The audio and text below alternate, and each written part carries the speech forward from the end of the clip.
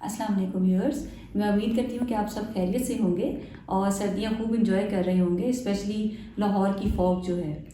अच्छा, आज हम बात करेंगे हैवी पीरियड्स के बारे में, जो कि 5 to 10% जो हमारी फीमेल्स हैं उनको ये मसला होता है हैवी पीरियड्स का, जिससे मुराद ये है कि नॉर्मली अगर पीरियड्स जो थे वो 5 to 7 डेज़ के लिए होते हैं, तो या तो उनका नंबर ऑफ़ डेज़ बढ़ जाते हैं या जितना ब्लड लॉस कर रही थी वो बहुत ज़्यादा हो जाता है, पैड बार बार चेंज करना पड़ता है, लीकिंग हो जाती है, ठीक है।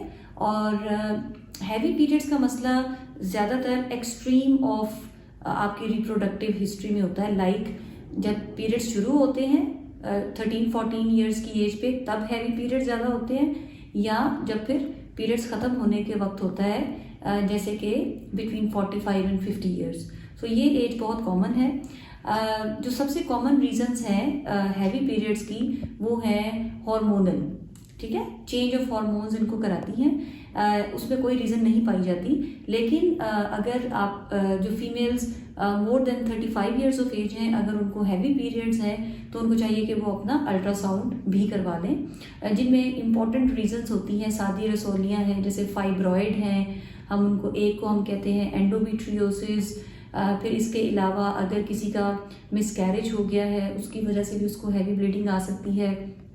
किसी को कोई ब्लड जो है किसी का वो नॉर्मल से ज़्यादा पतला है, जिसे हम ब्लीडिंग डिसऑर्डर कहते हैं, उसकी वजह से भी वो हो सकती है, ठीक है। कुछ दवाइयाँ हैं, तो अगर कोई ना कोई रीज़न जो है उसके पीछे हो तो हम उस रीज़न को जो है वो मैनेज करते हैं, तो वो एक्सेस ब्लीडिंग ठीक हो जाती है।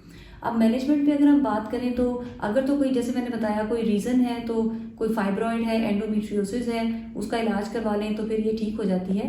लेकिन अगर कोई वजह नहीं मिल रही तो हम उसके लिए क्या करते हैं कि हम जो है हार्मोनल ट्रीटमेंट जो है ना वो देते हैं, क्योंकि हार्मोन से रिस्पॉन्सिबल होती है मोस्टली केसेस में, जिसमें कि ओरल कॉन्ट्रासेप्टिव टैबलेट्स हैं, प्रोजेस्टेरॉन टैबलेट्स हैं। इसके अलावा एक नॉन हार्मोनल ट्रीटमेंट होती है ट्राइनेक्सामिक एसिड के नाम से, वो दी जाती है, और मोस्टली जो है ना वो इश्यूज सेटल हो जाते हैं। बड़ा लो रिस्क होता है कि अगर हैवी पीरियड्स हैं एक ऐसी फीमेल में जो कि 45 ईयर्स से अबव है या 50 ईयर्स से अबव है, तो उसमें there is a light risk of having uterine cancer.